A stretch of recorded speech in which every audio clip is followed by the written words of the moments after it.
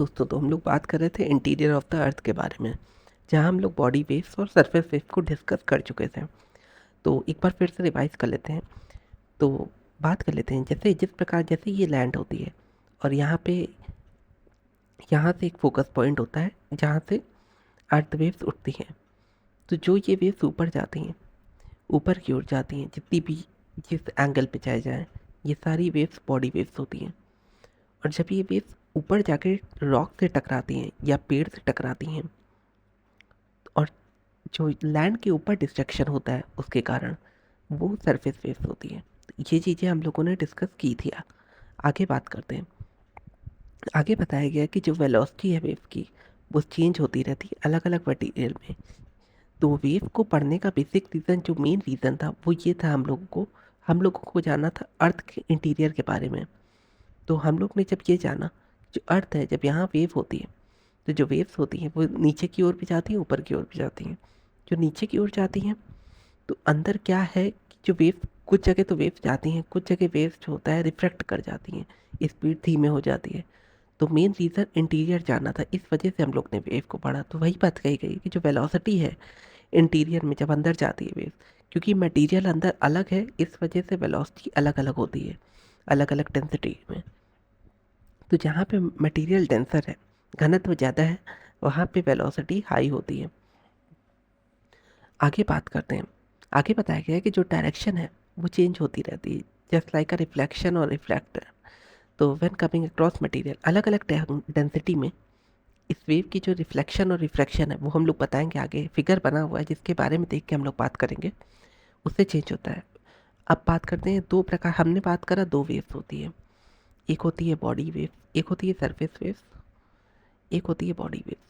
अब body wave भी दो प्रकार की है, एक होती है प्राइमरी वेव, एक होती है सेकेंडरी वेव, जिसे हम लोग कहते हैं पी वेव और एस वेव। आप लोग सोच रहे होंगे ये नाम क्यों ऐसा दिया गया।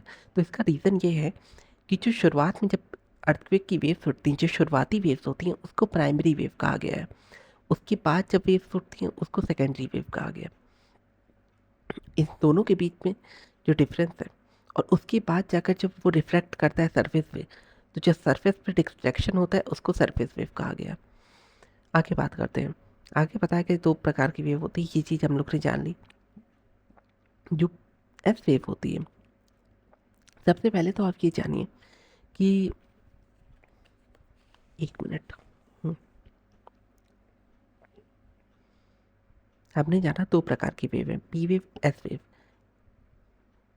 जो पी वेव है, जो प्राइमरी वेव है, वो सबसे फास्टेस्ट वेव होती है, सबसे फास्टेस्ट वेव होती है, और ये सारे मटेरियल में जाती है। जो सेकेंडरी वेव होती है, ये सिर्फ सॉलिड में वर्क करती है। S for solid, S for secondary, ये सिर्फ सॉलिड में जाती है। तो ये सबसे बड़ा मेन डिफरेंस है। उसके बाद बात प्राइमरी वेव के बारे में हम लोग ने बात की कि ये सारे मटेरियल में जाती है, बट जो एस वेव होती है वो सॉलिड में ही जाती है। ये चीज़ें यहाँ पे लिखी भी हुई हैं, यही चीज़ लिखी हुई है। जो एस वेव होती है वो सिर्फ और सिर्फ सॉलिड मटेरियल में जाती है। और इसके बारे में ये कहा गया है कि इसी की वजह से, सिर्फ एस वेव की वजह से हमें पता चला है कि जो अर्थ के इंटीरियर में सॉलिड पार्ट नहीं है, लिक्विड पार्ट है, कोर जो होता है अर्थ का, जो इसे हम लोग वॉल्केनो भी में देखते हैं। एज एन एग्जाम्पल बता रहे हैं कि वॉल्केनो में देखते हैं कि जो मैग्मा होता है वो बाहर आता है। तो ये बताता है कि अर्थ के इंटीरियर में एक लिक्विड पार्ट भरा हुआ है, जो वॉल्केनो के थ्रू बाहर आता रहता है जब एनर्जी रिलीज होती है। तो वही बात कही गई कि जो एस वेव है, ये इस बात को प्रूव भी करती है और इस बात की जानकारी भी देती है कि अर्थ के अंदर जो है वो कोई सॉलिड पार्ट नहीं है। एस वेव क्योंकि सॉलिड में ही ट्रैवल करती है, और S wave interior of the earth में ज़्यादा अंदर नहीं जाती है, सिर्फ क्रस्ट और हाफ मेंटल तक ही, अपर मेंटल तक ही जाती है, उसके बाद नहीं जाती है। आगे बात करते हैं।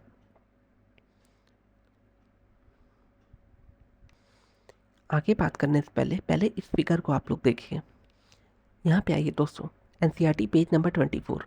यहाँ पे ये फिगर बना हुआ है जो बताता है पी वेव जो होती है वो सारे डायरेक्शन में, सपोज करिए अर्थ के इंटीरियर में यहाँ पे कोई फोकस पॉइंट है और यहाँ से अर्थक्वेक होता शुरू होता है, तो ये जो वेव्स होती हैं वो हर जगह इतनी जगह फैलेगी, और जो अर्थ के इंटीरियर है वहाँ पे भी जाएगी। बट ये जो एंगल चेंज होता है, इसी को रिफ्लेक्शन और रिफ्रैक्शन कहा गया है।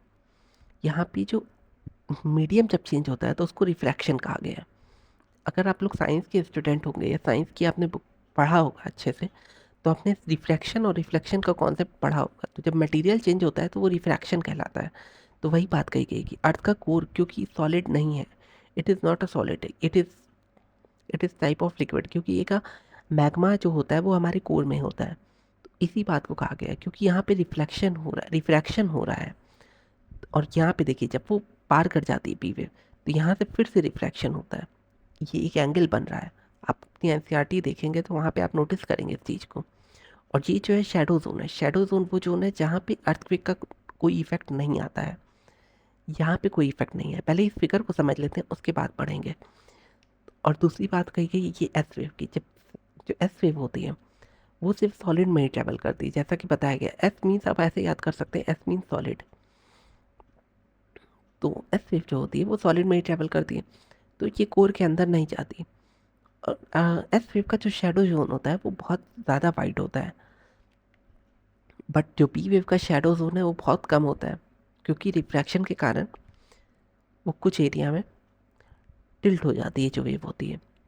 इस वजह से शैडो जोन काफ़ी छोटा है। बट एस वेव को आप नोटिस करेंगे, इसका ये पूरा शैडो जोन है, मतलब जो इस एरिया में रह रहा होगा उसे कोई भी इफेक्ट नहीं होगा। ये एक अर्थ का ग्लोब आप मान के चलिए, और इसे आप मान सकते हैं ऐसा कोई भी पॉइंट मान सकते हैं। इस तरीके से समझाने के लिए कहा गया। अब आगे पढ़ते हैं, वहाँ पे क्या लिखा हुआ था उसको आगे पढ़ते हैं, क्योंकि हम बताया गया है जो डायरेक्शन ऑफ द वेव्स है उसको हम लोग ने रिकॉर्ड करते हैं सेस्मोग्राफ से। सेस्मोग्राफ से ही हम लोग इस वेव को रिकॉर्ड करते हैं। और ये सब वेव्स बहुत ज़्यादा डिस्ट्रक्टिव होती हैं, जिससे रॉक्स का डिस्प्लेसमेंट होता है और भी कई सारी चीज़ें होती हैं। वो हम लोग इफेक्ट्स ऑफ अर्थक्वेक के बारे में आगे पढ़ेंगे। प्रोपोगेशन ऑफ अर्थक्वेक, अर्थक्वेक फैलती कैसे है।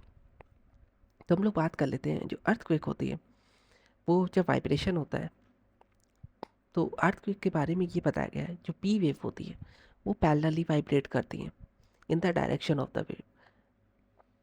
बट बट जो एस वेव है वो परपेंडिकुलरली डायरेक्शन करती हैं। वो किस तरीके से, थोड़ा सा इस फिगर को आप देखिएगा, उससे आप समझ में आएगा। ये देखिए परपेंडिकुलरली डायरेक्शन करती हैं। S wave is perpendicular to the wave of direction in the vertical plane. तो इसको आप इस तरीके से देखिए कि, हाँ दोस्तों, तो जैसे हम लोग बात कर रहे थे, पी वेव जो होता है पैरेलल डायरेक्शन में मूव करती है। तो कुछ उस प्रकार से मूव करती है इस डायरेक्शन में, और इस डायरेक्शन में एकदम आप इस तरीके से सपोज करके चलिए कि जैसे ये हमारी अर्थ है और ये जो वेव है बिल्कुल सीधे एकदम पैरेलल डायरेक्शन में मूव करती है वेव के। बट जो एस वेव होती है ना, वो ऐसे परपेंडिकुलर, बिल्कुल यहाँ से भी परपेंडिकुलर, ये परपेंडिकुलर डायरेक्शन में मूव करती है। तो कुछ आप इस प्रकार से समझिए, ऐसे ऐसे थोड़ा सा परपेंडिकुलर डायरेक्शन में इस तरीके से सी पैटर्न बनाते हुए मूव करके चलती है एस वेव। और कुछ इसी प्रकार से सरफेस वेव भी मूव करती है। जब आप सरफेस वेव को देखेंगे जो आपके सरफेस पे चलती है, वो भी एस वेव की तरह ही बिल्कुल परपेंडिकुलर डायरेक्शन में मूव करती है। तो आइए आगे बढ़ते हैं उसमें। अब बात करते हैं इमरजेंस ऑफ शैडो जोन के बारे में। शैडो जोन कैसे बनता है, तो जैसा कि हमने बताया शैडो जोन जो होता है वो जहाँ पे अर्थ की नहीं पहुँचती है उसको शैडो जोन कहते हैं। जहाँ पे अर्थ पे जहाँ पर जहाँ पर अर्थक्वेक वेव्स नहीं पहुँचती हैं वहाँ उसको, उस जोन को शैडो जोन कहा जाता है। जैसा कि हम लोग ने अभी फिगर में डिस्कस किए, पर फिर से डिस्कस कर लेते हैं। आप यहाँ पे इस फिगर को देखिए, ये जो एरिया है यहाँ पे अर्थक्वेक वेव नहीं पहुँची, इस एरिया को शैडो जोन कहा गया। तो जिस एरिया में नहीं पहुँचती उस एरिया को शैडो जोन कहा जाता है। ये पी वेव का शैडो जोन है। इसके नीचे जो फिगर है ये एस वेव का शैडो जोन है, 105 डिग्री से 105 डिग्री तक। और जो पी वेव का शैडो जोन है वो 105 डिग्री से 145 डिग्री तक है। वो भी कहाँ से, जहाँ से स्टार्टिंग होती है अर्थक्वेक की, वहाँ से, उस पॉइंट से। तो आइए आगे। तो यहाँ पे भी यही बात की गई है कि जो शैडो जोन होता है वो जहाँ पे उस एरिया पे लोकेट होता है जहाँ पे अर्थक्वेक नहीं पहुँचती है बेसिकली, और इस एरिया को शैडो जोन कहा जाता है। और जैसा कि ये फिगर में हमने आपको दिखाया, और यहाँ पे पता है कि जो डिस्टेंस है वो 105 डिग्री तक है, और ये एस वेव में 145 डिग्री के बियॉन्ड भी जाती है। जैसा कि आपने देखा है एस वेव में काफ़ी बड़ा शैडो जोन होता है फ्रॉम एपी सेंटर, एपिसेंटर आप जानते हैं, उस पॉइंट को कहते हैं जो फोकस के ऊपर होता है, जो लैंड पे पॉइंट होता है। जो होता है वो होता है शेकिंग ऑफ अर्थ। तो जो अर्थक्वेक होता है वो बेसिकली कितने टाइप का होता है। पहला होता है टेक्टोनिक अर्थक्वेक, जो हमारे टेक्टोनिक प्लेट से आता है, वो अर्थक्वेक होता है। दूसरा होता है वॉल्केनिक अर्थक्वेक। वॉल्केनिक इरप्शन के समय भी जो अर्थक्वेक, जब वॉल्केनिक इरप्शन होता है उस समय भी अर्थक्वेक आता है, उस जगह की प्लेट्स हिलती हैं। तो उस समय भी जो अर्थक्वेक आता है उसको कहा गया है, उसको सेकंड टाइप पे इंक्लूड किया गया है। आगे बात करते हैं। आगे बताया गया है कि जो माइनिंग एक्टिविटी जहाँ पे सबसे ज़्यादा होती है बेसिकली, जैसे सपोज़ करिए ये आपका लैंड है, ये आपका लैंड है, इस एरिया में, ये पूरे एरिया में माइनिंग एक्टिविटी हुई, यहाँ पे अंदर तक हुई। इतना जब खोद दिया गया तो ये जो एरिया है, इस हिस्सा, ये एरिया कमज़ोर पड़ गया, नीचे तो माइनिंग एक्टिविटी हो गई। थोड़ा सा फिगर से हम लोग समझते हैं इसे। यहाँ पे ये बताया गया है कि जब अर्थक्वेक जो होता है, जब माइनिंग एरिया इस तरीके से बताया गया, सपोज़ करिए इस एरिया में यहाँ से माइनिंग होना शुरू हुई, ये पूरी यहाँ तक हुई, तो ये जो ऊपर का एरिया है इस तरीके से सपोज़ करिए, यहाँ पे माइनिंग हुई, अंदर से होना शुरू हुई। ये जो ऊपर का एरिया है ये थोड़ा सा रूफ कमज़ोर हो गया, तो ये जो जो जिस तरीके से मिट्टी रखी हुई है ये जो कोलैप्स करेगी, तो ये जब अचानक से गिरेगा तो उससे जो ट्रिमर वाइब्रेशन क्रिएट होगा उसको कहा गया है, उस अर्थक्वेक को कहा गया है कोलैप्स अर्थक्वेक। यानी कि जहाँ पे बहुत ज़्यादा माइनिंग होती है वहाँ पे अचानक से, आप इसी तरीके से समझ लीजिए, ये मिट्टी, ये जो ऊपर वाली मिट्टी है यहाँ पे, ये अचानक से गिर पड़े फट से। और ये समझिए कितनी बड़ी, आप तो इस फिगर में छोटा सा देख रहे हो, बट आप ये इमेजिन करो कि ये काफ़ी बड़ा एरिया है, और काफ़ी बड़े एरिया में जब ये चीज़ें होगी ना तो काफ़ी बड़ा डिस्ट्रक्शन होगा। तो इसीलिए कहा गया है इससे भी अर्थक्वेक क्रिएट होगा। और फोर्थ अर्थक्वेक के बारे में कहा गया है जो न्यूक्लियर रिएक्शन, जो न्यूक्लियर हम लोग टेस्ट वगैरह करते हैं, और भी कोई भी प्रकार का जो टेस्ट होता है उसको कहा गया जो एक्सप्लोजन से होता है। कोई भी मिसाइल टेस्ट होती है वो जहाँ पे गिरती है तो एक प्रकार का वहाँ पे भी अर्थक्वेक यानी शेकनेस या वाइब्रेशन क्रिएट होता है, उसको कहा गया है। आइए आगे बढ़ते हैं।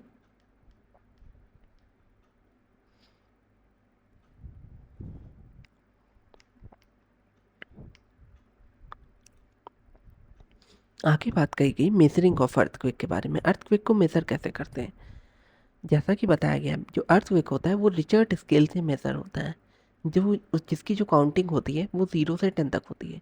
और ये जो स्केल होती है ये मेजर्ड करती है on the based of magnitude और इंटेंसिटी, कितनी तेज़ी से शेकनेस हुई अर्थ के अंदर, उससे ये मेज़र करती है। इस मशीन को आप इस फिगर में देख सकते हैं।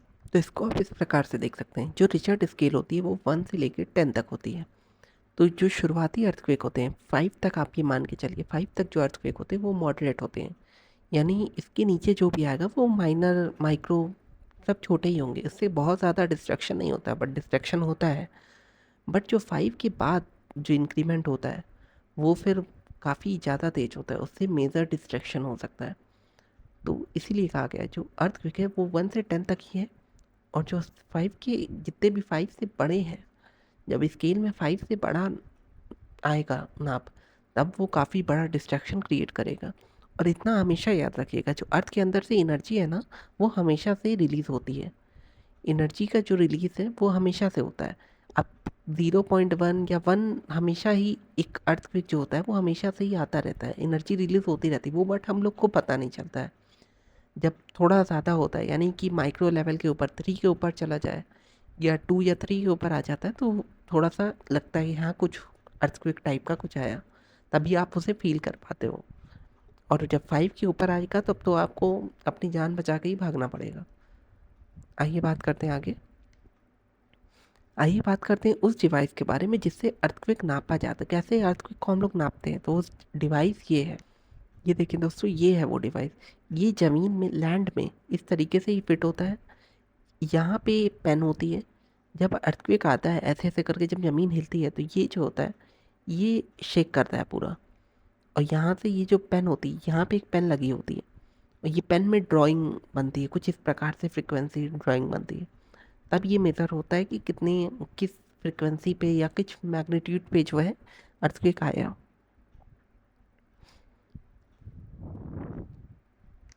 अब बात करते हैं इफ़ेक्ट्स ऑफ अर्थक्वेक के बारे में। अर्थक्वेक से क्या क्या इफ़ेक्ट होते हैं? सबसे पहला एक कॉमन इफ़ेक्ट है ग्राउंड शेकिंग और ग्राउंड सेटलमेंट होना। कई बार ग्राउंड जो होता है ऊपर नीचे हो जाता है उससे, अर्थक्वेक से, और ग्राउंड कई बार डिस्ट्रैक्शन क्रिएट हो जाता है तो ज़मीन हिलती है। तो दो चीज़ें तो एक सबसे नॉर्मल जो हर सबको पता होता है। लैंड स्लाइड क्रिएट होती है जब आप पहाड़ी या हिली एरियाज पे रहते हो। वहाँ पे जो आप देखते होगे, जो लोग रहते हैं वो बताइएगा, वहाँ पे अक्सर ही जब अगर अर्थक्वेक आता है तो पूरी पूरी लैंड जो होती है वो नीचे आ जाती है, या मिट्टी पड़ी होती है रास्तों में। तो वो जो लैंड स्लाइड होती है वो इसी के कारण होती है। सॉइल लिक्विफिकेशन, जो सॉइल होती है वो पतली हो जाती है इसके कारण। सॉइल एकदम, सॉइल की जो ओरिजिनलिटी है वो ख़त्म हो जाती है उसमें, और सॉइल पतली हो जाती है क्योंकि जब डिस्ट्रैक्शन होगा तो सॉइल पे कई प्रकार के इम्पैक्ट पड़ जाते हैं। दूसरा बात करते हैं एवलांचेस। एवलांचेस जो होता है वो माउंटेन्स एरिया में ज़्यादा आता है। आपने पहाड़ों में या हिमालयाज़ में वो वीडियोस ज़रूर देखी होगी जहाँ पे तूफ़ान आता है बर्फ़ का, और वो पूरे के पूरे जितनी भी चीज़ें हैं, अगर कोई ड्राइविंग कर रहा है वहाँ पे, डाइविंग कर रहा है, स्काई डाइविंग कर रहा है, कोई भी वहाँ पे जो माउंटेन चढ़ने जाते हैं, जब तूफ़ान आता है तो पूरा धुआं खूब तेज़ी से उठता है, उसको एवलांचेस कहते हैं। और फिर आता है ग्राउंड डिस्प्लेसमेंट, कि जो ज़मीन होती है वो डिस्प्लेस कर जाती है कई बार। और बात करते हैं flood from dam and flood from dam. जो डैम होते हैं ना, वो एक एरिया में ऐसे बनते हैं कुछ इस प्रकार से, आप समझिए। और यहाँ पे उसकी जो लीव्स बनाई जाती हैं किनारे किनारे, जिससे बॉर्डर क्रिएट किया जाए, और जहाँ पे पानी रिजर्व होता है, तो ये पानी रिजर्व हुआ।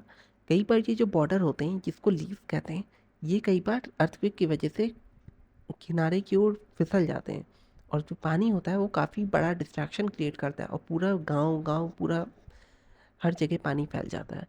तो उस कारण वही बात कही गई कि जो फ्लड आता है डैम, या डैम में कहीं चिटकन आ गई अर्थक्वेक के कारण, तो वो भी एक बहुत बड़ा डिस्ट्रैक्शन होता है। अब आता है फायर। फायर कैसे इम्पैक्ट करती है? तो कई बार आप ये देखिए कि कई फैक्ट्रीज होती हैं जहाँ पे कोयले की फैक्ट्री हो गई, या आप अपने घर में ही काम कर रहे हैं, एज एन एग्जाम्पल किचन में काम कर रहे हैं, अर्थक्वेक आया, गैस जो हुई वो पलट गई, उससे पूरे घर में आग लगने की जो संभावना होती है, या कहीं शॉर्ट सर्किट हो गया, तो वो भी एक प्रकार का इफ़ेक्ट ही है अर्थक्वेक का। स्ट्रक्चर कोलैप्स, बिल्डिंगें गिर जाती हैं पूरी की पूरी, उसकी बात कही गई। और सुनामी आ जाती है पानी में। तो सुनामी तो ऐसे नहीं आती है, सुनामी बेसिकली सुनामी तब आती है जब अर्थक्वेक का जो पॉइंट होगा, फोकस पॉइंट होगा, जो एपिसेंटर होगा वो सी के अंदर हो, तब वो सुनामी आती है, बड़ी बड़ी लहरें चलती हैं। और इस बात को मेंशन भी किया गया है नीचे, यहाँ पे देखिए। जो शुरुआती जो इफ़ेक्ट यहाँ पे बताए गए हैं, शुरुआत के जो 5-6 इफ़ेक्ट हैं, वो जो होते हैं लैंडफॉर्म में डिस्ट्रक्शन क्रिएट करते हैं। बट जो 6th के बाद वाले जितने भी अर्थक्वेक आए हैं, यानी कि यहाँ पे आप समझिए 6 के बाद से, शुरुआत के 6 तो ठीक है, बट जो 6 के बाद जो भी आए, जैसे ग्राउंड डिस्प्लेसमेंट हुआ, इसमें मानव जाति को खतरा हो जाता है, पूरी पूरी लाइफ चली जाती है। तो वो काफ़ी डेंजरस चीज़ें हैं, उस चीज़ को बताया गया है। आगे ये बताया गया है कि जो अर्थक्वेक होता है, जैसे सुनामी की बात की गई, तो सुनामी ये बताया गया है कि जो मैग्नीट्यूड है ओशन वेव में तभी आती है जब सुनामी, जब जो उसका जो अर्थक्वेक है वो जनरेट हो जाए। तो कोस्टल एरियाज हैं जहाँ पे, जब जो फोकस पॉइंट होगा, जो एपी सेंटर होगा, मोस्टली जो एपी सेंटर होगा वो पानी के अंदर होगा, तब सुनामी आएगी कोस्टल एरियाज में। और चीज़ें बताई गई कि जो अर्थक्वेक है वो नेचुरली बहुत बड़ा खतरा है, जिसके हाई मैग्नीट्यूड के कारण काफ़ी डैमेजेस होते हैं। ये हर जगह नहीं आता है ग्लोब में, कुछ एरियाज में आता है। सर्टेनली मोस्टली जो पैसिफिक बेल्ट वाला एरिया है वहाँ पे आता है, वो हम लोग आगे डिस्कस करेंगे। इसको बताया भी गया है, हम लोग इसमें नेक्स्ट चैप्टर में डिस्कस करेंगे। अब बात की गई है स्ट्रक्चर ऑफ अर्थ के बारे में, कि अर्थ का स्ट्रक्चर किस प्रकार से बना हुआ है। तो जैसा कि हम लोग जानते हैं अर्थ जो है एक लेयर्ड फॉर्मेट में है। पहला शुरुआत में है क्रस्ट, उसके नीचे है अपर मेंटल, फिर है उसके नीचे लोअर मेंटल, और फिर है कोर। जो नीचे सबसे लोअर मोस्ट एरिया है वो है कोर, जो कि लिक्विड फॉर्मेट में है। इसको हम लोग फिगर से डिस्कस करेंगे। थोड़ा फिगर देख लें, क्योंकि इसमें हम लोग को दो चीज़ें पढ़नी है। एक है इंटीरियर ऑफ द अर्थ, पूरा स्ट्रक्चर ऑफ द अर्थ, और दूसरी चीज़ है जो डिसकंटिन्यूटी होती है ना, उस चीज़ को हम लोग को पढ़ना है। तो फिगर से हम लोग डिस्कस करेंगे इस चीज़ को।